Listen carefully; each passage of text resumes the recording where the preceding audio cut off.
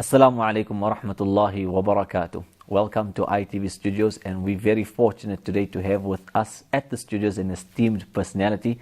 Our guest today here is Dr. Hani Al-Banna. Dr. Hani Al-Banna is the founder of Islamic Relief Worldwide. Welcome to ITV Studios, Doctor. Thank you very much.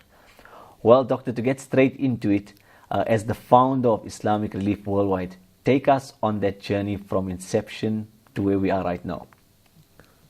First of all, I did not need a lot of thinking, because 1984, when I was medical student doing my Doctor of Medicine in Birmingham University in UK, we started to respond to the plight of the famine in Horn of Africa, in Eritrea and Tigray.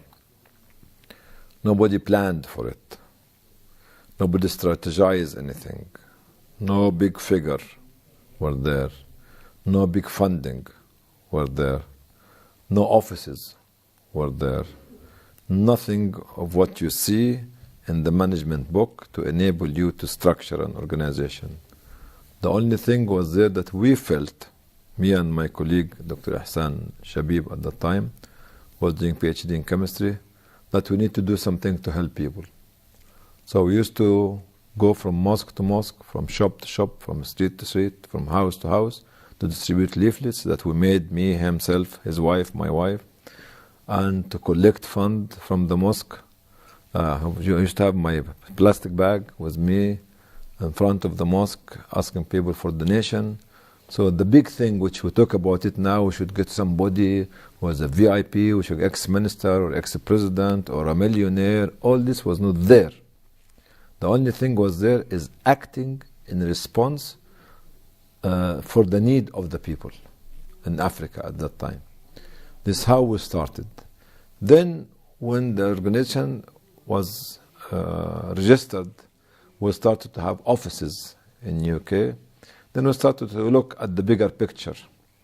Where should we open our offices? In Europe as fundraising offices, in America as fundraising offices, in Central Asian Republic, the newly independent states, in Palestine, in Bulgaria, in Bosnia, in Balkan, in all this area, in Sudan, in Bangladesh, in Pakistan, in India, in Afghanistan, all this. So, but the first idea was to respond to the plight of famine in Africa. Then from there, we took it strategically without calling it strategy. We never brought any consultant with high heel or men in black and black ties and black suits and black spectacles and actually sitting down and said, you people do this. No. It was the feeling, the belief who drove us to look at the world map and where should we work. And alhamdulillah, when I was traveling on an airplane, I used to look at the world map and put crosses and circle around all the cities and the countries that we wanted Islamic Relief to open offices there, and it happened, alhamdulillah, during that time. So this was in the 80s. In the 90s, we looked at the structure of the organization. So the departmentalization of the organization. Okay, and this took us about 5-6 years to do the first structure. At the end of 99, we look about another restructuring of the organization because the expansion of the offices in different parts of the world. And now, I left Islamic Relief 6 years ago because I said that it does not need me. Because once it stood on its feet, let us do something else.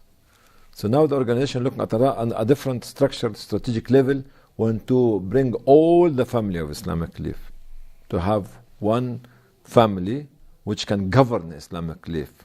So the governor of Islamic Relief, the board of directors should be made out of board members from Sweden, from Switzerland, from USA, from Sudan, from Pakistan, from as country offices, from Yemen, from France, from Belgium, from Holland, from Germany, from Italy, from Spain, call it. From Malaysia, from South Africa, because of the office in South Africa, he is a member of the General Assembly of Islamic Relief as well. So this is where the second or the third stage, which was in the first 30 years of Islamic Relief, have to bring all those family members to act as governors. And this is happening as we speak. Because we start having this meeting in Turkey last April. Dr. Hani, we have an existence of approximately 30 years. And 30 years in terms of the existence of an NGO that's doing relief work on a global scale is actually an NGO in its infancy. If we look at other NGOs, the Red Cross, the Red Crescent, they've been in existence for much longer. Islamic Relief has also had the opportunity of being the service provider, the preferred service provider for many United Nations projects. What has led to Islamic Relief achieving and attaining this level of acclaim by organizations like the United Nations and other relief organizations globally? First of all, what Islamic Relief has achieved in the last 30 years is far ahead or far away beyond what other international NGO achieved in their first 30 years. I'm just telling you bluntly, and I can challenge any organization. And what would you attribute that to? It is dedication, commitment, clarity of vision. Okay? The second thing, when we look at Islamic Relief as a dynamic, Islamic Relief as a dynamic is not a job. You see, between the mid-90s till the mid-2000, 2005, 6, 7, Islamic Relief, and this is another challenge, I put it on air, had the best team, okay, who are doing international work in the field, in relation, and actually in fundraising. Diverse, Muslim, Christian, Sikh, Hindu, what do you call it, liberal, secular, Jamaat Islami, Deobandi, Sufi, all these, men and women, call it, from different backgrounds and different schools of thought. But all of them were actually melting in one pot.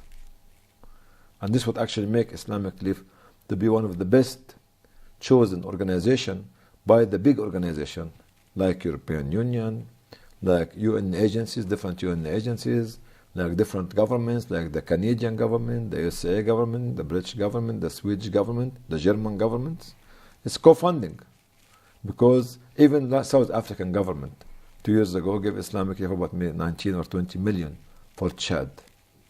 Okay, this dynamic comes here because we reach the unreachable. Okay, and we deliver where nobody else can deliver. And we forecast before others can think about it. And I give you the example of the forecasting in Pakistan earthquake in 2005. I think 2005, October 2005. This is a Pakistan earthquake. It happened before a weekend. And I think the British government pledged £100,000. American government pledged $100,000 because there was no casualty mentioned. Islamic Relief pledged £2 million. People were laughing at us, especially the media in UK. How dare to pledge 2 million where the British and the American government pledged 100,000 each? I said, because you never visited Kashmir, you don't know that on the top of all these mountains, not only one village, it's many villages. When you rock the mountain, when you quake the mountain, okay, you don't know how many villages will be destroyed. And over the weekend, we discovered that actually more than 80,000 or 90,000 actually were killed. Okay, so we were ahead of the governments actually who could claim that they have the facilities, they have the ability, they have the knowledge to be there. Even during the Afghanistan war in 2001, Islamic Relief was reporting back to the two houses, the upper house and lower house in UK, the House of Commons and the House of Lords. Okay, because we were the only organization left its offices open in Kabul, while other organizations closed the offices and went back to their headquarters for security and safety reasons. Because Islamic Relief consider that the owner of the organization is not you, is not the donor, it is the poor.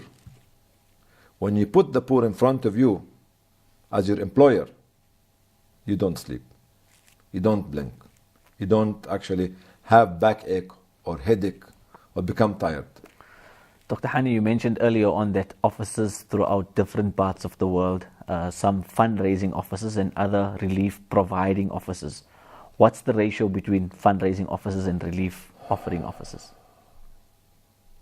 I'm not sure it is between 40-60 or 60-40, something like this.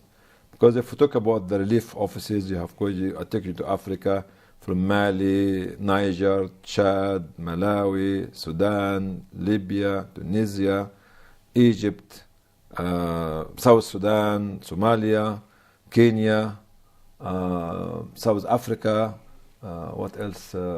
Let me jump onto Asia, to Syria, which in Syria you have got Jordan, you have got Lebanon, you have got Turkey. Okay. Then if you go to Chechnya, then if you go to Pakistan, India, Bangladesh, Sri Lanka, then you go to Indonesia, then you go to Philippines, then you go to Haiti, then you go to where I am now. I'm lost. Well, subhanAllah, this is really amazing. I'm sure you found those facts and figures intriguing. We're going to be taking a short break. When we get back, we'll try and unravel this mystery of how Islamic Relief has managed to attain so much in such a short space of time. Stay with us. Welcome back. If you've just joined us, we're in studio today with Dr. Hani Al-Banna, the founder of Islamic Relief Worldwide. Before the break, we were chatting about Islamic Relief and how they've managed to make so much of progress in a short space of 30 years. Doctor, to continue the discussion, naturally there must have been many challenges that Islamic Relief Worldwide faced over this period of 30 years. What were some of them and how did you overcome them? There's many of them. Not only for Islamic Relief, but for most of the Muslim charities. First is to find the right human resources.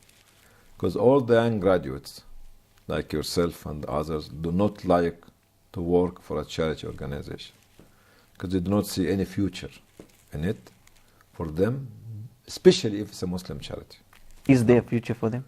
There is a future. There's a big future. Because Islamic charities are becoming professional organizations. They are not hand-out organization. Some of them are still hand-out, but some of them are progressing actively and more positively than other non-Muslim organizations. This is the human resources, okay, which is very important. The donor philosophy of giving. The Muslim donors plus the other donors are only giving when there's a disaster, unfortunately. They are only giving during Ramadan and Qurbani. They can give to build a mosque.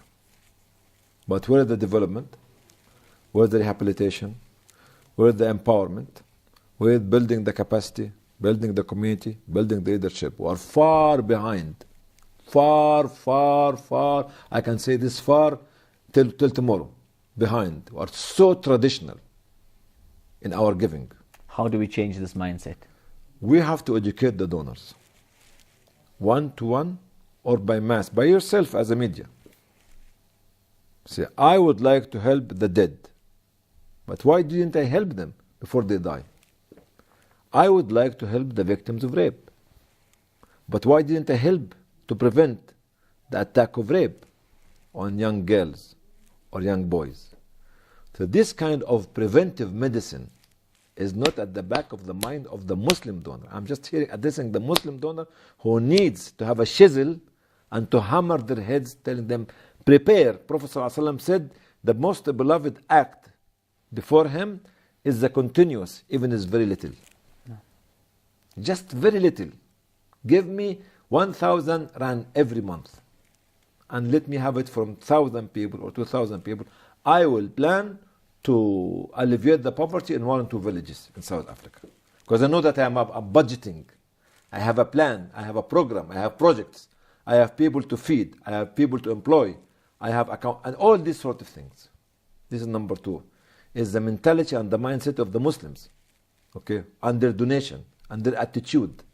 Only they give when there's a disaster or during the seasonal activity. This is number 2. Number 3, actually, the September 11th, or before the September 11th.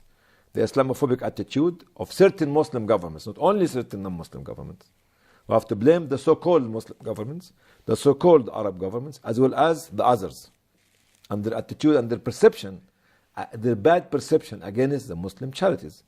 It is radicalism we spread, it's fundamentalism we spread, it is sexism we spread because we are unisex, okay, we don't believe in woman role. It is actually terrorism we spread, and it is actually conversion of people from non-Islam to Islam. This kind of perception is false, absolutely false, ridiculous, and coming out of ignorance of such individuals who are actually blaming that the Muslim charities are doing those. This is the perception. Before September 11th, then after September 11th. Then now the banking industry, stopping that money transaction to countries where it is have a dire need for help. Okay? If you send money to Syria, bank stops it. If you send it to Somalia, bank stops it. So what do you want me to send my money to Honolulu? Or to London? Or to Paris? What do they want? How has Islamic Relief managed to overcome certain of these challenges with regards to stereotypes that exist for Islamic Relief and other Muslim charities? It's an open gate policy or open door policy. Islamic Relief opened its doors in the early 90s. And they were actually communicating, networking, partnering with Muslim and non-Muslim charities, with governments. We have to believe in our governments in South Africa because they are our backbone. So we have to build this bridge with our government, with our civil servant in South Africa. And in any country, then we have to build bridges between the non-Muslim organization in our country, as well as the Muslim organization. And I'm telling you, and I challenge you, no one organization can deliver only by itself. And no one organization can claim that it's better than the other in the admin cost. Because a lot of organizations claim that they don't charge admin cost. Those organizations are not saying the truth. Especially in the marketing thing, I would like to become better than yourself. This is a challenge of the transparency of some of the organizations from inside. But coming back to open the doors, come and work with us, and we can work with you, with Muslim, with Christian, with Hindu, with Sikh, with other organizations, different faith background, different philosophical background, with government organization, with UN agencies, with European Union, with Africa Development Union, and so on, so on, so on, so on, so. Because when you are a humanitarian worker, you have no barriers. You have no borders. You have no ceiling. Okay? You put a ceiling for yourself, you are out. You put border for yourself, you are out. You are mushrooming yourself. You are shooting yourself in the foot. That's why if you open the gate of your house to receive as many people as you can, everybody will love you. And they found it's a nice family. It's a nice organization. And we can help you. What are some of your greatest learnings that you would like to share with other Muslim charities, some of them still in their infancy? You cannot do it alone. Never. Never. The infant always happy with a toy in his hand. And I am the only one who has a toy. My father is the best daddy on earth. No, your father is like my father. Your toy is like my toy. Let us sit down and work together. Nowadays, it's about communication, networking, complementarity, partnership, bridge building. If we believe that our employers are the poor, we should think hundreds of times before we spend the poor's money on our leisure. Because they pay our salary, they pay for our food, they pay for our house, for the education of our children, and for our existence.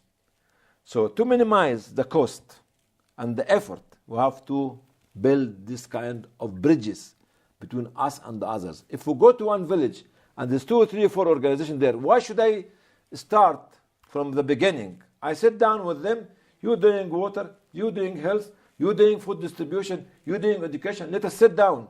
1 million rand every month, okay, I pay 200, you pay 50, you pay 100,000, and that's it. And then instead of me paying 1 million rand every month, I pay maybe 200,000. And the rest of us will make it. And the community will believe in me. as a group, not to believe me as one organization. This kind of selfishness, you do it when you are dealing with your own business, your private business, not with community money, not with public money. With your private business, even in the private business, you go to partner with big companies. You see? Because it interests you. But actually, with charity, you have to bring this kind of atmosphere. We have to do it together. The government is a partner. The private business is another partner. The local organizations are partners. The Muslims are partners. The non-Muslims are partners. And everybody is a partner. Because I have my know-how, but somebody have a know-how better than my know-how. So how can I give you I get your know-how for free? Sharing information or information sharing. And it becomes a fardu ayn, a compelling duty to save my money because I am the poor and I need 90% of the money to come to me or 100% to come to me. And you cannot do it if you do it alone. Dr. Hani, tell us, what can the world look forward to from Islamic Relief in the next 10 or 20 years? What the world can look forward to from Islamic Relief in the next... Islamic Relief is like any other organization, because we don't want to become very arrogant. Okay.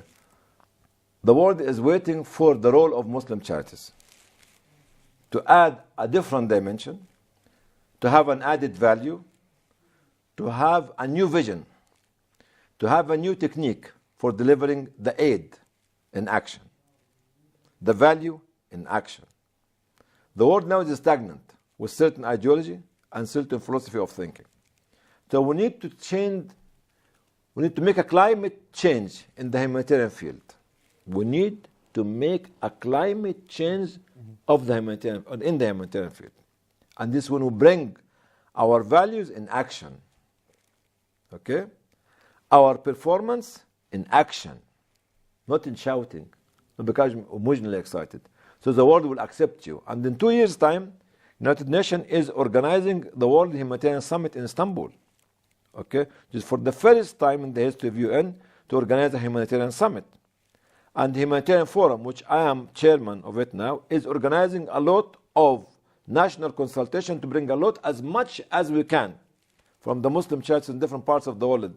And we're having a meeting here in South Africa and on the 3rd week of September, in 2 months' time, to discuss with the South African organizations, as well as the organizations come from South African region, from East Africa, Central Africa, and South Africa, what is their role in this summit? So, there's an opportunity. Let us go, prepare, think, plan, research, submit papers to try to give the added value of not only Islamic Relief, but if you talk about South Africa, you have got Imdad, you have got Sanzaf, you have got Waqf al-Waqifin, or the gift of the givers. What else? I don't want to forget other organizations. And all the others. And all the others. Okay? Because they are good organizations. But we have to start thinking outside the box. Because if we are thinking inside the box, we sink with the box. Okay? And you have to understand that I cannot do it alone, even if I have an annual budget of 1 billion rand. Organizations in Europe have got $3-4 billion a year, but they sit down with other organizations to complement, to build partnership, to build bridges, to think and plan, and objectively create a new vision for humanitarian work. Dr. Hani, we'd like to say Jazakumullah khairan to you for giving ITV this exclusive interview. And for us at home, well, the important lesson we learn is that you can never do it alone, and the world is waiting to see our values in action. May inshallah we take that from this interview with Dr. Hani Al-Banna. Jazakumullah khairan for joining us. Wassalamu alaikum wa rahmatullahi wa barakatuh.